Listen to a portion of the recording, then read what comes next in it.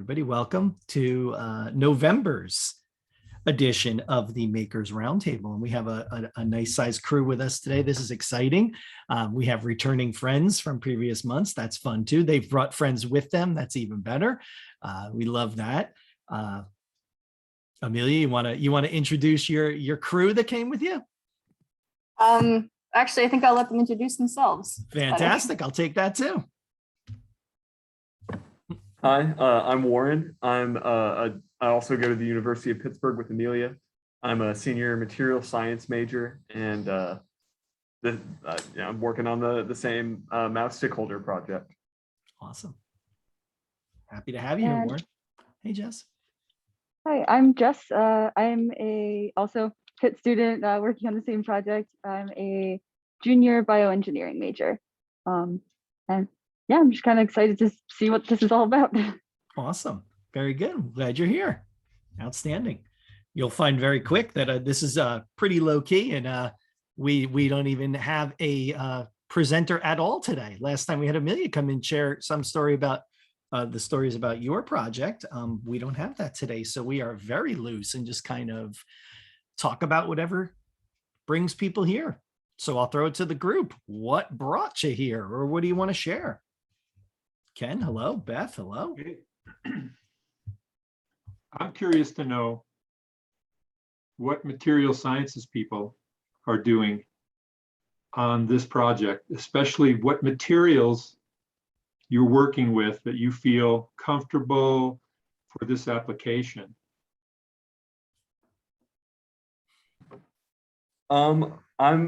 My part hasn't honestly come up yet, mainly because we're still very early on in the like prototyping phase.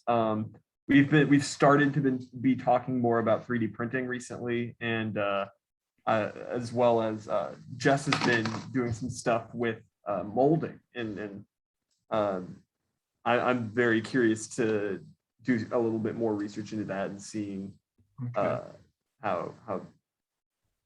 the molded materials would. It's been a while. Did I hear properly? This is a mouth stick of some kind? So we're working on a mouth stick holder, actually. Stick. Yeah, Oh, I can show you. stick holder. Okay, so it's not the Yeah. mouth stick itself. Right. So it's not the part that goes in the mouth. That was what I was really interested to find out about, is are there materials that people feel comfortable with going in a mouth? But Gotcha. this is just the holder. Okay. Warren's also our magnet guy.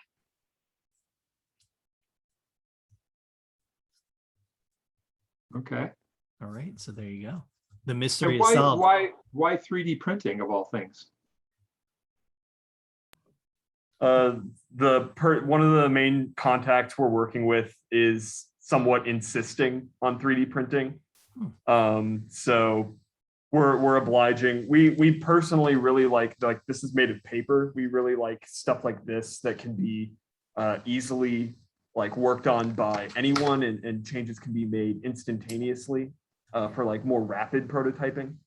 But so we have to make it, we have to be cognizant of other people's time in this as well, and if they feel like 3D printing is better. So it would be interesting to know why the requirement, as an old engineer, what the requirement is for 3D printing as the manufacturing process. Yeah. And so you guys are just in the prototyping phase, but you have this person who's placed this requirement on you that it must be manufacturable through 3D printing. Yeah. Okay. So I think part of it is, I guess we're working with someone who's an OT at a specific hospital in Philadelphia. So their hospital has 3D printers, and that's kind of like what they have available for, say we weren't working on the project anymore, whatever we had sent them was all that they had from us. Having like that 3D printable file that they could just produce, just set it up and have it run, that would be, I guess, just a good deliverable to have to them. In terms of like iterating the project and coming up with something that makes sense from a wider standpoint of whether different like AT programs could be distributing something or making something themselves. Like Warren said, we're looking into the option of molding now, where if we were able to create like a simple like silicone mold or something and like find like a suitable, just like super easy to just pour in like material, like either like a plastic or a resin or something that just basically all you had to do was like combine two things, mix it, pour it into the mold, and then boom, you can just make them or make multiple of them. It might even be a lower barrier of entry than the 3D printer, because if like people didn't have a 3D printer available, or if, you know, we could essentially send them a mold and they would be good to go for So making as many as they needed. that does put you in the critical path for providing molds. Yeah, so I mean, I'm a 3D printing evangelist, but I hate to see that come in as initially a requirement. Yeah, right. It feels like, Ken, right? That's somewhere in the middle of the phase towards the end. Yeah. Yeah, right. If Therese Willcome were here, she'd be upset. She would definitely be twitching a little bit right now. Yeah, I think so, because I think when we're talking, and like Jess mentioned, the whole iterative process of finessing this model out, 3D printing is not where my head goes right away for that. It goes to all the other thing. Every time one of you holds up the paper form, I'm like, yeah, that's where I'd start. Right. I'd start there and I'd work through and then get to 3D printing maybe at some point, maybe, unless this was layered on top of me as a requirement. Maybe I'd get there a little sooner, but yeah, I don't think I'd start there. And the other thing I'd add is you're considering the needs of your customer, which is the user of the device, which is excellent. Right. There is another critical customer here, and that is the person who's going to be producing this device. And so you've begun to think about that, and that's kind of where this requirement came in. But you would hope that you've got more than one producer, and this is where Therese would start adding value, and she'd say, no, you know, the easiest thing for your producer is probably to go to the hardware store and pick up some PVC and, you know, a couple of bits of some epoxy or something. I don't know, but I used to write requirements, and it's great to have all the requirements before you start too much of this. And so to be thinking about all these elements of the delivery process and what they would place on you as a requirement. And I do like what Jess brought up, that idea of exploring different paths to get to this final product, right? That 3D printing could certainly be a path, but this mixable plastic, and last time we were talking about all of the kind of instamorph plastics that would allow you to heat them up and create something out of it, which has kind of a low threshold of end user comfort to move through. It's like, oh, I put that in some hot water and then I mold it. Oh, I can probably do that. And it doesn't feel too involved. You know, for some people, having that idea of a 3D printer is a end of the conversation. For some people, it's like, whoa, I don't, that's too much for me. Even if you were to tell me, you know, like Warren said, we have the file and we'll give you the file and just put it in your machine and off it goes. Even that sounds like too much for some people. And so finding some way to get them in different entrance points into this process. So the great part about the 3D printing, and not so much the mold, is that you can post a file and then you step out of the process and you guys go and you know, do things like graduate. And get jobs and things. Yeah, like but that. if you have to be there to produce molds, that's a very different ongoing story. Yeah. Another interesting aspect is, and this is something I was learning in like my medical product design class while learning how to make these molds and stuff, is you can make the molds from a 3D print pretty easy. So you essentially, if you had the 3D printed file, and you had just like a pretty simple, clear set of instructions on, okay, you know, print the file, then put that into like the mold, you know, fill it up with your mold material that you're using to make that, and then you would essentially have the mold based around, you would pull out the 3D print and now you can just pour in whatever. So if somebody had like say, I guess if mold making was a more efficient way to repeatedly produce something, but say like a mold got lost or somebody else needed a mold, I guess if one person is capable of making the actual now stakeholders with the molds, in theory, they would also have the capability to make the mold itself as long as they have a 3D printer. Right. Yeah. Or access to the printer. Yeah. Yeah, I mean, I've seen lots of videos on creating silicone molds, and they scare me, to be honest. So to me, that would be a more scary path than saying, oh, you know what, I could take this file and on Thingiverse, I can actually just send it out to a printing service and get it back. Right. But getting that, by the way, I think getting that in intermediate requirements is the hardest thing. So I don't know, Mike, if you've had experience with this, but and maybe you are a manufacturer and you only care about whether you have the skills to do what's being asked. Right. But as a designer, I sit around and go, I have to come up with a solution here that's really easy, or it's never going to see the light of day. Correct. Right. And I don't know what the really easy, I don't know how to define really easy. Yeah, and it's so true. And I think any of the things we're talking about in all of these meetings as we chat with each other is that idea of getting something simple out there so it permeates the community, right? Because I agree, Ken, I don't want to be the one printing this for everybody. There's enough printers out there. I want to be able to find a way to have the community be comfortable enough with those skills to say, oh, I understand what this is, this file. I understand how to get it in a printer. I understand how to print it, right? So they have those skills as they go forward. Yeah, because I think otherwise we end up with a lot of the maker solutions that we get, which tend to be one-offs with no permeation to the community at large at all. It's like, look at this cool thing I made for this person. And that's great for that person. If you're that person, that's a home run. But if you're anybody else, it's like, okay, how do I get that? I like that idea. And how do I get that? And that's that whole idea of pushing it wider. Yeah, and I had a plan at one time to put out a questionnaire and to various people in the middle of the process, therapists, ADPs, whatever, and say, what are your skills?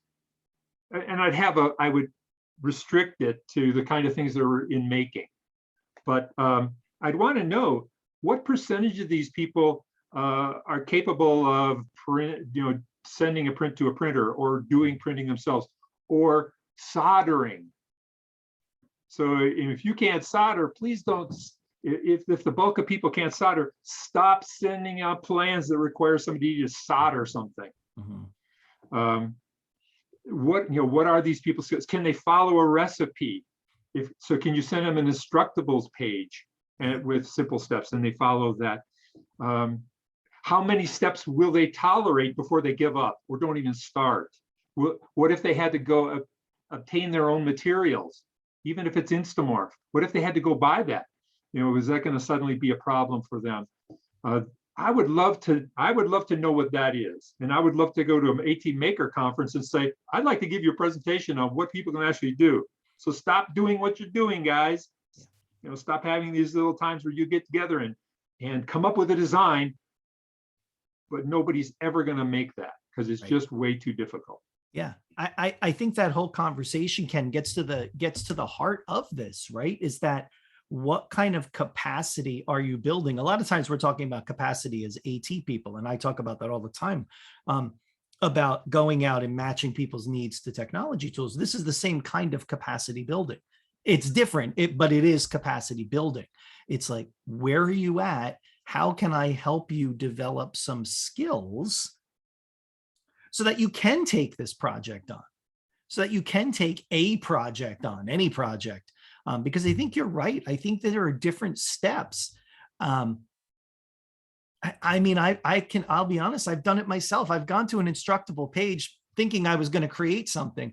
And I'm like you, Ken, I'm an engineer guy and I'm ready. I'll build things all day long. But if I see a list that looks kind of more than what I was willing to commit at that moment, I'm out and I just don't do it. And Or you're I an do engineer something maker. else. Imagine those people who aren't engineer makers. Exactly. That list is short. Right. That list is really short. Yeah, right. And this whole idea of thinking about, I love your questions too. What are the number of steps you're willing to follow to get to some end result, right? Like some of those questions really cut to the heart of how we get these items and these processes into our communities. And I think that's really interesting. I mean, how many of us have gone to places and you see a 3D printer that not a single person there knows how to run, right? I've been to places, I'm like, when I walk past $800, $1,000 printer, 3D printers, I'm like, oh, that's a great machine. What are you guys making with that? And there's a look of fear because everybody knows they haven't made a single thing with it yet. And that's a real issue. Ken, you said that you were thinking about sending a survey out to see what people had. Do you have any sort of handle on what those skills people have would be? Yeah, I 'Cause did put something together kind of temporarily that I'd be happy to share if you gave me an email address or something. To start with, you guys, you're associated with a university. It's amazing what universities can get that Joe Blow can't. And the amount of support. Oh, the university wants to know some things. Oh, I'll be happy to provide that information. Right. Ken Hackbarth, who the hell is that? Who's that guy? Yeah. Right. So, but it is interesting. It's an interesting path for like for establishing kind of a baseline of where the community's at. I go out to centers all the time, Ken, and I think I could probably count on one hand the number of people that could solder. If I go to organizations and they want to do, maker activities. Now we're getting to that time of year where people want to host community toy adaptation workshops, right? Christmas is coming and, gifts and this and that. And in talking with them and talking about the idea of how this would go, even the people asking, when you explain to them kind of what is involved in that and you say soldering, they don't want any part of that. Suddenly they're like, well, we don't want you to be plugging things in that people are going to burn themselves on, because it's going to happen. And we can probably all point to a great scar from a soldering iron. But, to them about this is kind of critical to what you're asking for. Yeah. Yeah. Right. Yeah. Yeah. And engineers like you guys, oh man, you guys are in trouble. Because you tend not to talk like people. But and I'm blanking on it. I could have 10 minutes ago, I could have told you what it was, but there's a site where people often store software so that it can be managed by a team. What the heck is the name of it? I'm sorry, say it again. GitHub, thank you. So I can't tell you how many times I've gone to Makers Making Change, which is a great organization, and they've got some device that they want to make available for people to build. And where do you go to get information about that device? GitHub, for God's sake. Yeah. No human being can navigate GitHub. So get your stuff off GitHub and put it someplace people can interact with it. So if you're going to have I put all my stuff on a regular old web page. Yeah. And with pictures, videos, and whatever. Yeah. Don't put it on GitHub. Yeah. Right. And then, the whole idea though, I'll be the devil's advocate for the GitHub conversation. Okay. Even though I agree with you, by the way, but I'm going to devil's advocate it anyway. It's somewhere people know, right? People know, not everybody, but it is a known spot. That's one of the things I put on my survey. Have you ever heard of GitHub? It's all right, so that's fair. It would be a tiny percentage of those people you really want to involve. Yeah, I guess you're probably right. I just think about this idea, we're all constantly creating pages, web pages, resources, this and that, and they all kind of live as this disconnected network of stuff. And if you don't know, you won't know. There's no kind of interconnectivity of it. There is, I mean, there is a little bit, Mike, there is Makers Making Change, Right. which I really like because it has a budget and a funding stream. Yeah. Then there are other sites that also tend to try to be accumulators of AT devices. Yeah. The beauty of Makers Making Change is they actually do some review before they post. Right. Yeah. It does tend to be a nice spot to kind of bring things in. But then you see really cool ideas of people trying different things. And I was just looking at, and I just saw the email and now I'm blanking, kind of like Ken's blank a second ago. Was it Print Lab doing an AT challenge? I look at you guys like you're going to answer it. No one knows except me because I'm the one sitting here thinking about it. I think it was Print Lab. Now I'm going to go off to find it as we continue to talk, where they were trying to connect the community into this contest about assistive technology. And I thought, oh, well, that's kind of cool. But again, I think I only saw that because I just happened to be on their mailing list for something else. And so that was the only reason I saw it. And now, of course, I can't find it. So I'll stop looking as I go. But yeah, that was interesting too. So we just have Ooh, Make Able ooh, Challenge. Thank you, Amelia. That might be it. Yes, Print Lab and Autodesk. That's it. Yes, Makeable. There you go. Okay. I feel like I was right there before I bailed out on their website. So engineers have probably heard of Autodesk. Mhm. I don't know about Print Lab, but again, that very low on the list of sites that your audience is familiar with. Yeah, right. Exactly. And so, you think about it, the thing I liked about that, this Print Lab and kind of this challenge of theirs, is that Print Lab does kind of lessons for schools to teach 3D printing. And so I like the idea of at least having assistive technology acknowledged on that site, because, one of my big soapboxes with this is don't just 3D print stuff for just the sake of 3D printing. 3D print for purpose. Right. Like, try to solve a problem with that. Don't just make more doodads and keychains and nonsense that sits around your desk. And I'm all for nonsense, by the way, but to a point. And so I like this because it gets people thinking a little bit broader about their community and how to make some change in their community, which I think is good. That's all really interesting. Like, I think definitely something that we've been thinking about is like one of the things that we're gonna be testing, like beyond just does our mouth stakeholder work well for the user, is literally just testing the aspect of we either send something to someone or we write up a set of instructions on how somebody's going to make something, send it to them, and then they try and follow it and we see what happens and do that for like several different people.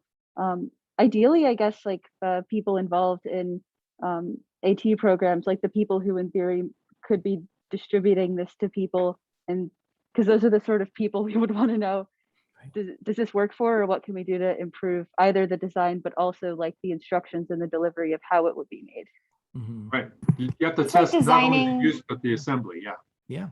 It's basically designing how to do the open source hardware at the same time as you're designing the actual thing. It's part of your deliverable. Yeah.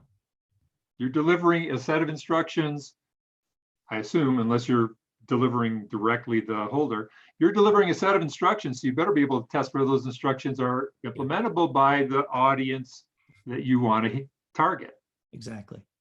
Which is the way we should be thinking about things, right? It's not just the thing, it's the process behind the thing as well. And these both have to be there, or else we'll just never see that move forward to the kind of level that we hope that it does, that we want it Hence to. GitHub. GitHub. I like it. Now I know what gets under your skin, Ken, and that will never leave my mind. It does. Every once in a while, Ken, in a meeting, I'm just going to put in the chat GitHub for no reason. I'm just going to put it in the chat. Other thoughts from others? I mean, I know that we've gone down a path in the conversation here, but please, everybody else, join in. You came for the convo. What'd you come for? Share, join us.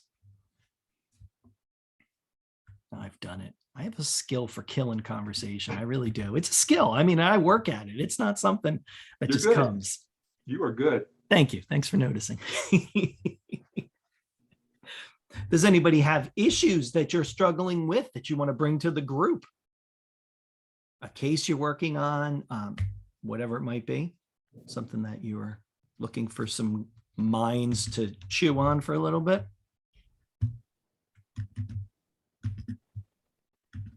If nobody else has anything to share, I guess I can just kind of share like a random thought.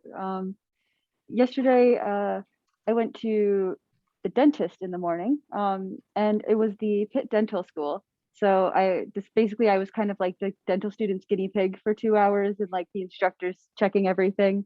And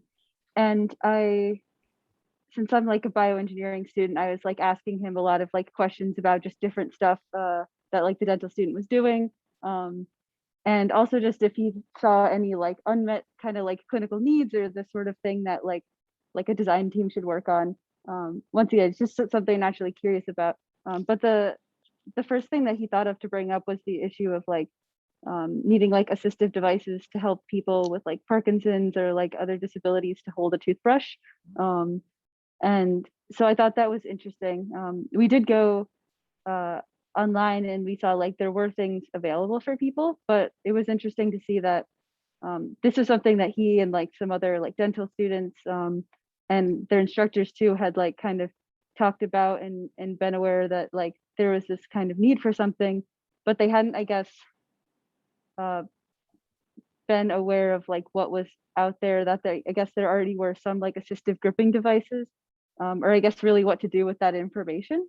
So I don't know. I don't really have like a takeaway from that, but I thought it's kind of just like an interesting thing for thought. Yeah, here's the takeaway for it. That's a whole nother skill, is knowing what's out there, or Yes, knowing where to look that's the for skill. what's out there. Yeah. That's a whole nother skill. And, you know, a lot of therapists or specialists have that skill. There's a lot out there. And we all tend to attack these problems like, you know, we're inventing the wheel. But the fact is, there are wheels out there already in the field. They've been tested. Yeah. Especially people with 3D printers, we tend to say we're solving this problem for the first time because we have the manufacturing environment. But the truth is, they've been solved often. Right. Yeah. Maybe not solved nearly as nice looking, but they've been solved, right? It's duct tape and cardboard, and then it's coated over with something, right? Or better yet, sometimes they've been solved and they're available commercially with a warranty, with safety testing. You know, and granted, and the other thing I'd say is those guys who sell that stuff, they make this much money. So please cut them slack and let them be in business. Yeah. Yeah. Yeah, you're right.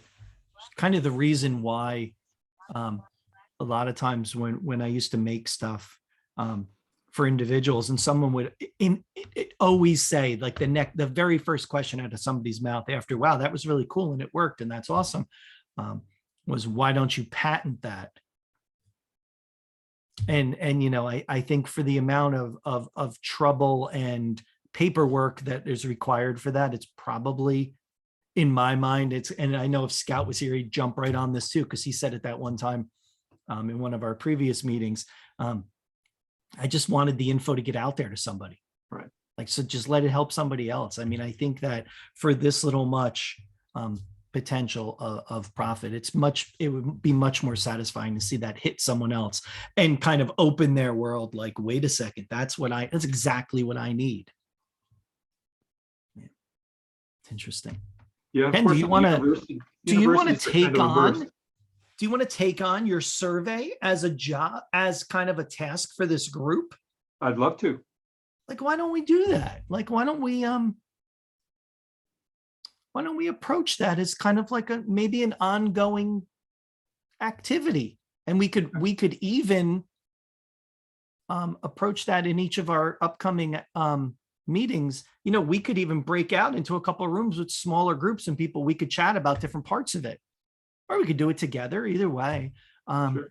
But that might be something really powerful and something tangible we can take from these meetings with each other that would provide us with some support, or some way to support the community at large. Like, this is some of the things that you need to know. Well, let me take it on as I'll try to give you some foundation for that. Yeah. And some warnings, like, this is my soapbox, that Mike is not the audience we're searching for here. Right. I don't Yeah. care about his skill set. I care about other people.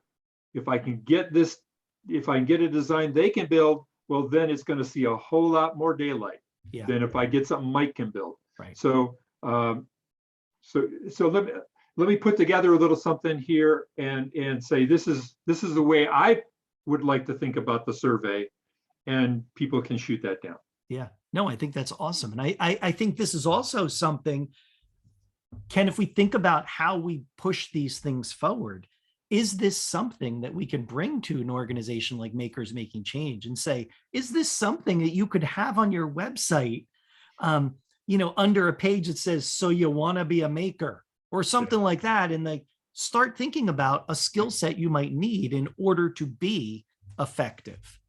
Or I'm going to turn you to the side here and say, Please. so you want to design something that sees the light of day. Yeah. What does that design have to look like? That's good too. Yeah. Minimally, don't force people to rotate something in their slicer. Have it ready to print from the start. Yeah. I mean, simple things, right? Yeah, those kind of ways to look at this, but that really just kind of resonated with me, the idea of soldering and just even using tools and any of these activities that someone who is comfortable doing this, which I'm going to guess the people in our group right now are comfortable doing those kinds of things. You give me a hand tool, I'm going to be able to muddle my way through it probably, and feel comfortable figuring out, but there's quite a few people who will not. I don't solder. Can you solder?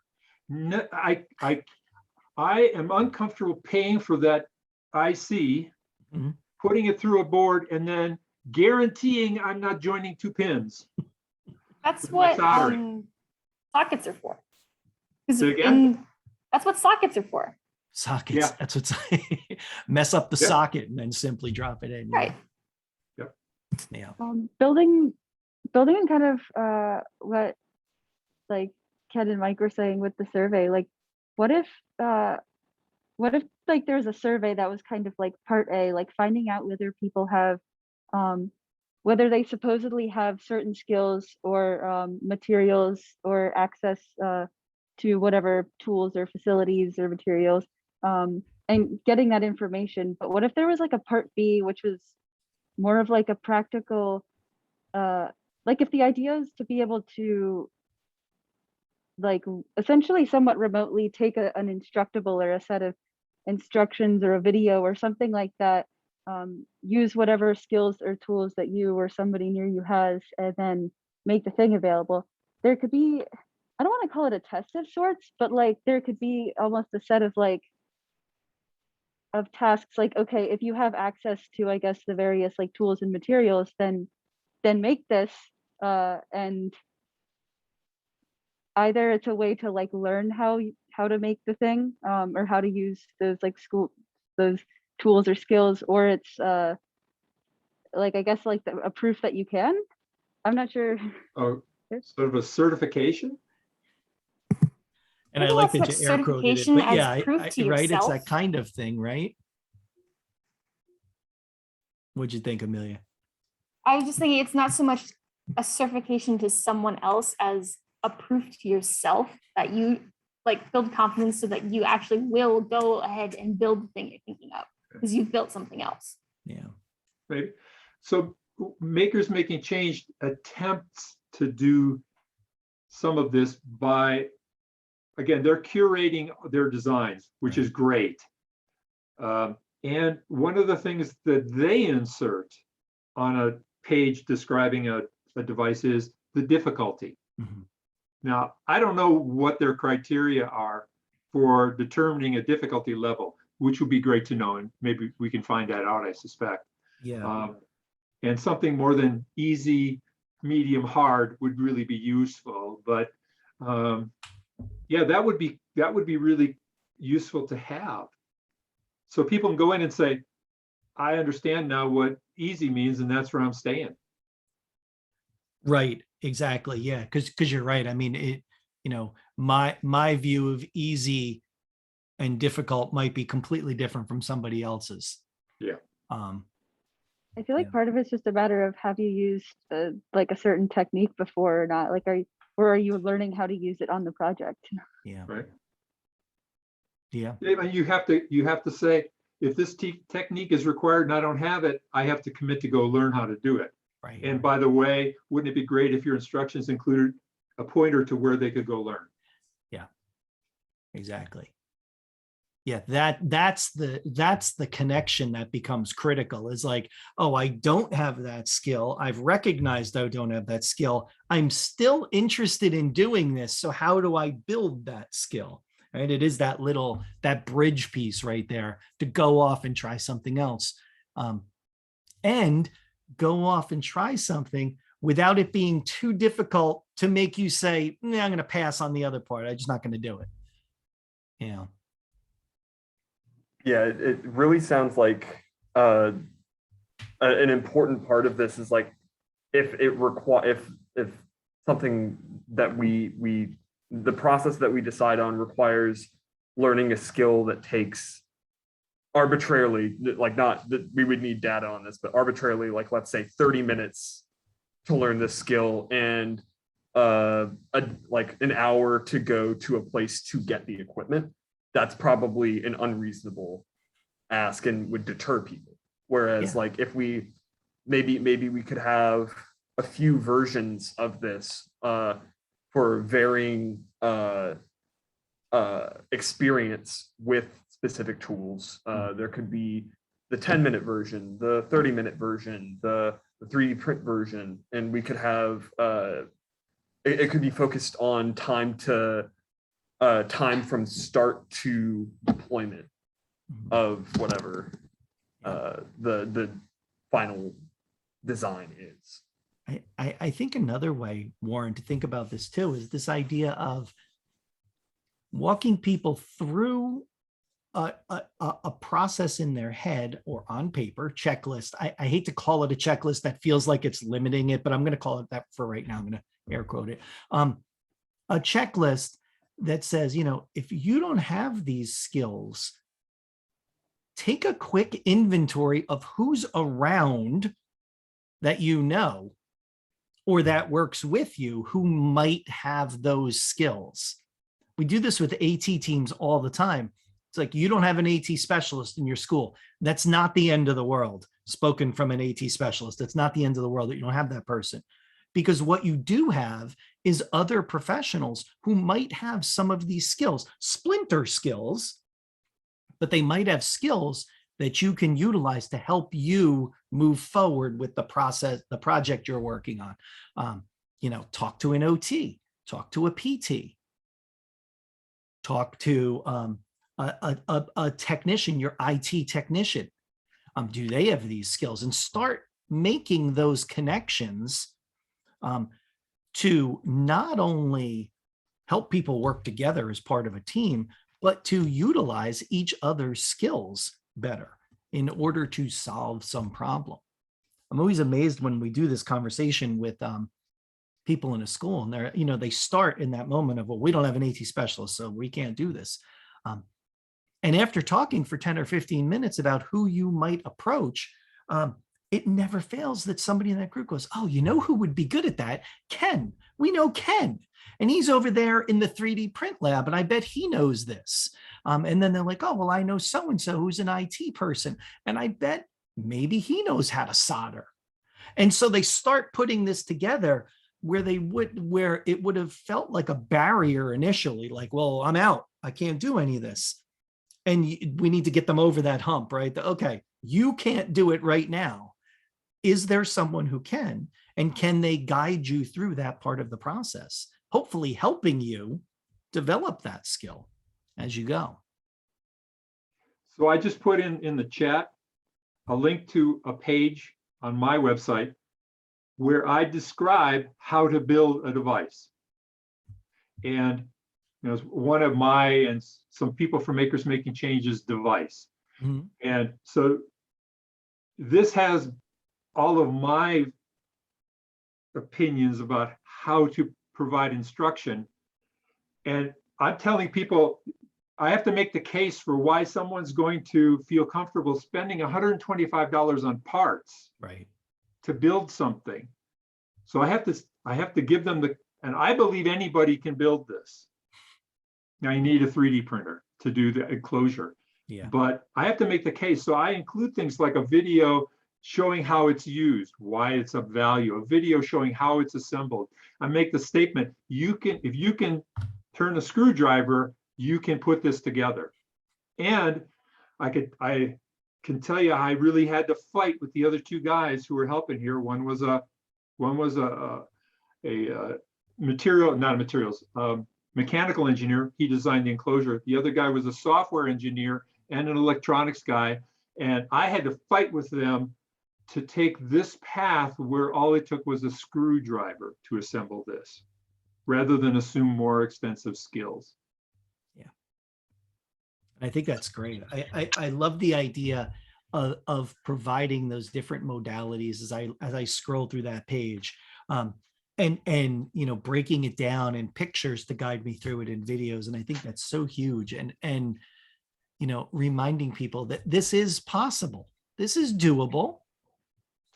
You need to bring something to it, but it is doable. Hey, I love Ken, that. I'll let you know how your instructions are, because I was going to ask you later about this exact item, because I need to make one to trial with somebody. Okay. And my father was a mechanical engineer. My husband is a software engineer. I totally understand your struggle. The struggle is real. Oh. Well, Lori, when you're making it, document it for us and let us see how it goes. Yeah, I think I will do that. Yeah, because I think it'll those are really be a little bit valuable. before I can get the parts, because I have to go through an approval process Yeah. to purchase the parts. But once I get them, yeah. And Lori, do me a favor as well, and that's pretend that you're not a maker. I am not that overly skilled maker, so Okay. we're good. Okay, good. I can solder though. It's All not right. pretty, but I can Okay. solder. Well, you're more skilled than me. So yeah. So yeah, please Yeah. pretend that you are a typical SLP. Mhm. And so yeah, this is so I'm working with some teachers of the visually impaired on new tactile symbol approach. And this is one of the things I made available to them. I either put it together for them, and then I had just a couple of kits that I held back. And I said, if you're interested, and maybe you want to involve your STEM teacher in the STEM class in this, but I want to just send a kid out there and see where the problems are, because they're testing my instructions. Yeah. Right. That's exactly what they're doing. Yeah. Yeah. I think it's a great idea. I think that's such an awesome idea. And again, reaching out to those STEM classes, whether in high schools or colleges, wherever it might be. And again, getting people thinking about this a little differently. And this idea of what you can create. I love it. I think that's awesome. That's fun. So I have another class that I need to get to, so I actually have to head out. I think my teammates might have to head out soon too, but it was so Yeah. nice to meet you all and to have this conversation. It was really a lot of, it's so interesting, I guess, to hear all of your perspectives. Yeah, it was wonderful to have you guys join us. That was really good. Amelia, thank you for bringing the rest of your crew.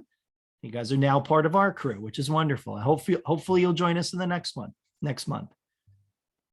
Would love to. All right, That'd be awesome. great. It's a deal. We'll see you Thanks, next month. everybody. It was good seeing you again. Thank you.